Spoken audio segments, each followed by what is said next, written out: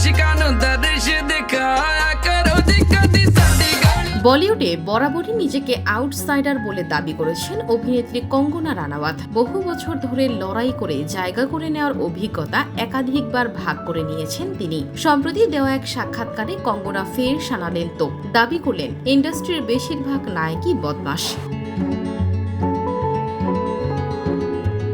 অভিনেত্রীর এমন মন্তব্যের পর অনেকেই জোর সমালোচনা করছেন তাকে নিয়ে, যদিও কখনোই এসব বিষয় দমিয়ে রাখতে পারেনি এই অভিনেত্রীকে।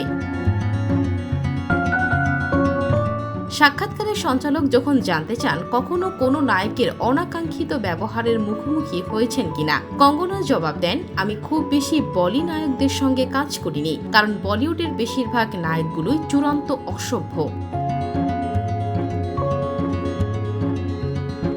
এরপরে কঙ্গনা বলেন, ওদের অসভ্যতা শুধু হেনস্থা নিয়েই নয়, শুটিংয়ে দেরি করে আসা, রূঢ় আচরণ, অভিনেত্রীকে ছোট করা, অপমানিত করা, ছবি থেকে গুরুত্বহীন করে দেওয়া, বিশ্রামের জন্য ভ্যানিটি ভ্যান না দেওয়া অভিনেত্রীদের। আমি তো এই ব্যাপারগুলো মুখোমুখি হয়েছি, এই জ্বালা সহ্য করেছি।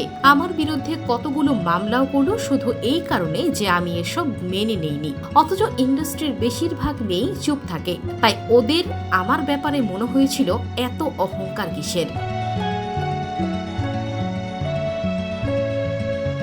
কঙ্গনার ফিল্মি ক্যারিয়ারকে এক কথায় বলা যায় গ্যাংস্টার থেকে কুইন। 2006-এ অনুরাগ বসু পরিচালিত ও মহেশ ভাট প্রযোজিত গ্যাংস্টার দিয়ে বলিউডে পা রাখেন কঙ্গনা। এরপর ও Lamhe 2006, life in a metro 2007-এর মতো ছবিতে নজর কাড়েন।